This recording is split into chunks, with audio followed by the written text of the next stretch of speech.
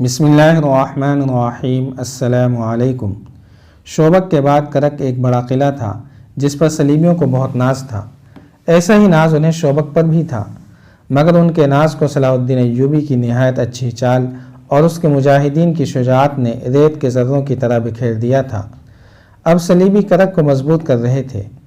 وہاں کے مسلمان باشندوں پر تشدد ایک احتیاطی تدبیر تھی۔ صلیبیوں کو یہ وہم ہو گیا تھا کہ مسلمان جاسوسی کرتے ہیں، چنانچہ یہاں بھی انہوں نے شوبک کی طرح مشتبہ مسلمانوں کو بیگار کیمپ میں پھینکنا شروع کر دیا تھا۔ فلسطین کی فتح ہمارا ایک عظیم مقصد ہے، مگر کرک سے مسلمانوں کو نکالنا اس سے بھی عظیم تر مقصد ہونا چاہیے، جاسوسوں کے ایک گروہ کا سربراہ صلاح الدین ایوبی کو بتا رہا تھا۔ وہ طلائت چنگیز نام کا ایک ترک تھا جو 6 جاسوسوں کو شوبک سے بھاگے ہوئے عیسائی باشندوں کے بحروپ میں کرک لے گیا تھا۔ وہ 3 مہینوں بعد واپس آیا تھا۔ صلاح الدین ایوبی کو علی بن سفیان کی موجودگی میں وہاں کے حالات بتا رہا تھا۔ صلیبی فوج جو بھاگ کر کرک پہنچی تھی، اس کے متعلق اس نے بتایا کہ خاصی بری حالت میں ہے اور فوری طور پر لڑنے کے قابل نہیں۔ اس ہاری ہوئی فوج نے کرک میں جاتے ہی مسلمانوں کا جینا حرام کر دیا ہے۔ اندھا دھند گرفتاریاں شروع ہو گئی ہیں۔ مسلمان عورتوں نے باہر نکلنا چھوڑ دیا ہے۔ جہاں کسی مسلمان پر ذرا سا شک ہوتا ہے اسے پکڑ کر بیگار کیمپ میں لے جاتے ہیں، جہاں انسان ایسا مویشی بن جاتا ہے جو بول نہیں سکتا، صبح کے اندھیرے سے رات کے اندھیرے تک کام کرتا ہے، سوکھی روٹی اور پانی پر زندہ رہتا ہے۔ ہم نے وہاں زمین دوز مہم چلائی ہے کہ جتنے مسلمان جوان ہیں یا لڑنے کی عمر میں ہیں وہ یہاں سے نکل کر شوبک پہنچیں اور فوج میں بھرتی ہو جائیں تاکہ کمک کا انتظار کیے بغیر کرک پر حملہ کیا جا سکے۔ چنگیز ترک نے کہا، ہماری موجودگی میں کچھ لوگ وہاں سے نکل آئے تھے، لیکن یہ کام ایک تو اس لیے مشکل ہے کہ ہر طرف صلیبی فوج پھیلی ہوئی ہے، اور دوسری مشکل یہ ہے کہ اپنے کنبوں خصوصاً عورتوں کو وہ عیسائیوں کے رحم و کرم پر چھوڑ کر نہیں آ سکتے۔ فوری ضرورت یہ ہے کہ کرک پر حملہ کیا جائے اور مسلمانوں کو نجات دلائی جائے۔ اس سے پہلے ایک اور جاسوس یہ اطلاع دے چکا تھا کہ صلیبیوں کی اسکیم اب یہ ہے کہ صلاح الدین ایوبی کرک کا محاصرہ کرے گا تو صلیبیوں کی ایک فوج جو ایک صلیبی حکمران ریمانڈ کے زیر کمان ہے عقب سے حملہ کرے گی۔ صلاح الدین ایوبی نے پہلے ہی اپنے فوجی سربراہوں سے کہہ دیا تھا کہ صلیبی عقب سے حملہ کریں گے۔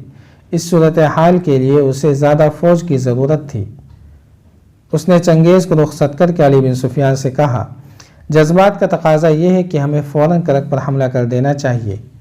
میں اچھی طرح اندازہ کر سکتا ہوں کہ وہاں کے مسلمان کس جہنم میں پڑے ہوئے ہیں، لیکن حقائق کا تقاضا یہ ہے کہ اپنی صفوں کو مستحکم کیے بغیر ایک قدم آگے نہ اٹھاؤ۔ ضرب اس وقت لگاؤ جب تمہیں یقین ہو کہ کاری ہوگی۔ ہم ان عورتوں اور بچوں کو نہیں بھول سکتے جو دشمنوں کے ہاتھوں ذلیل و خوار اور قتل ہو رہے ہیں۔ یہ ہمارے گمنام شہید ہیں، یہ قوم کی عظیم قربانی ہے۔ میں انہی کے آبرو کے وقار کے لیے فلسطین لینا چاہتا ہوں۔ اگر میرا مقصد یہ نہ ہو تو جنگ کا مقصد ڈاکہ اور لوٹ مار رہ جاتا ہے۔ وہ قوم جو اپنی ان بچیوں اور بچوں کو بھول جائے جو دشمنوں کے ہاتھوں ذلیل و خوار اور قتل ہوئے، وہ قوم ڈاکوؤں اور رہزنوں کا گروہ بن جاتی ہے۔ اس قوم کے افراد دشمن سے انتقام لینے کے بجائے ایک دوسرے کو لوٹتے، ایک دوسرے کو دھوکے اور فریب دیتے ہیں۔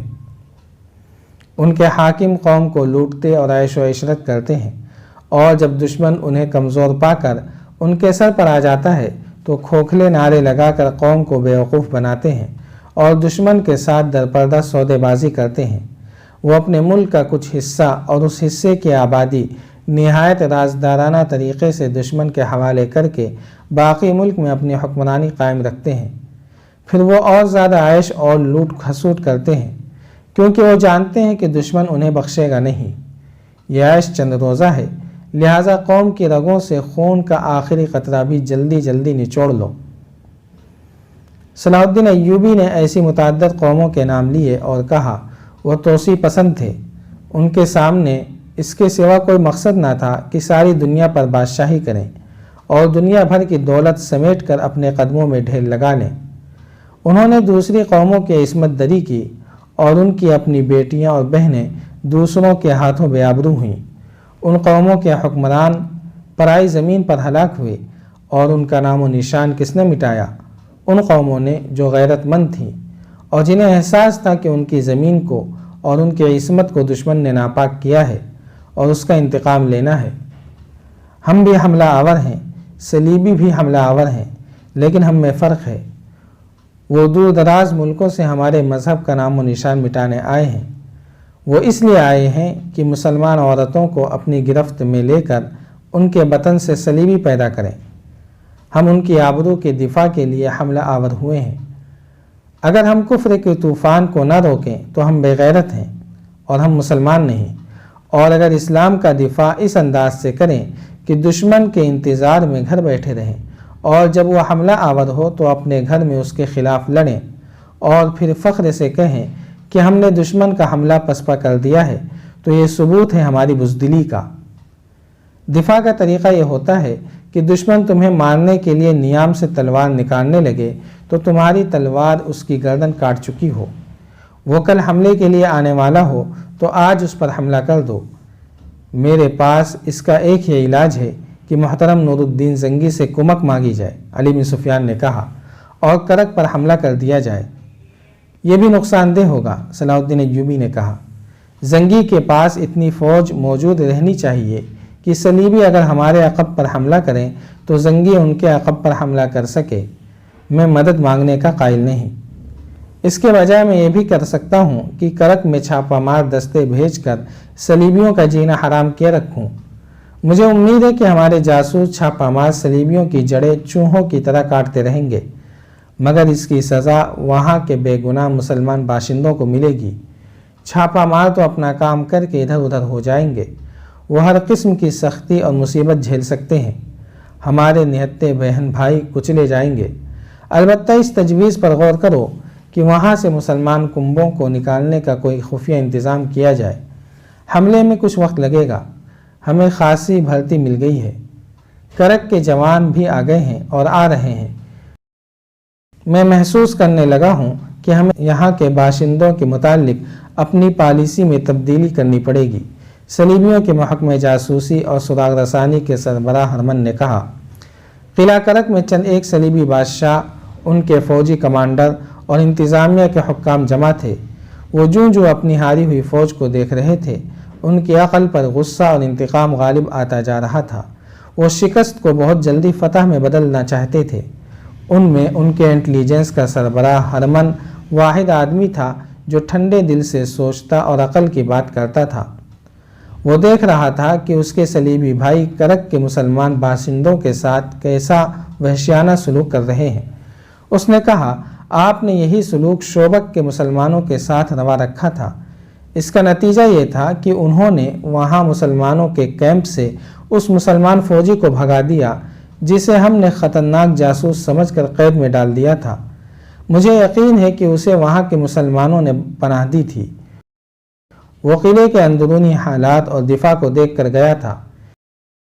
اس کے علاوہ صلاح الدین ایوبی نے ہمارے قلعے کی دیوار جو توڑی تھی، اس میں اندر کے مسلمانوں کا بھی ہاتھ تھا۔ وہ آپ کے سلوک سے اس قدر تنگ آئے ہوئے تھے کہ انہوں نے جان کی بازی لگا کر مسلمان فوج کی مدد کی، اور جب فوج کا ہر اول دستہ اندر آیا تو مسلمانوں نے اس کی رہنمائی کی۔ اس لیے ہم کرک کے مسلمانوں کا دم خم توڑ رہے ہیں کہ ان میں جذبہ اور ہمت ہی نہ رہے۔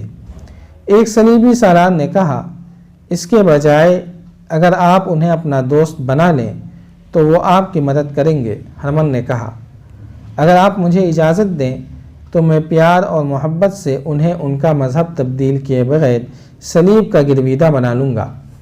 میں مسلمانوں کو مسلمانوں کے خلاف لڑا دوں گا۔ جاری ہے۔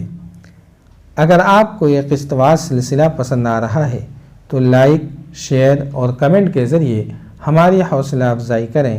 جزاک اللہ خیرا۔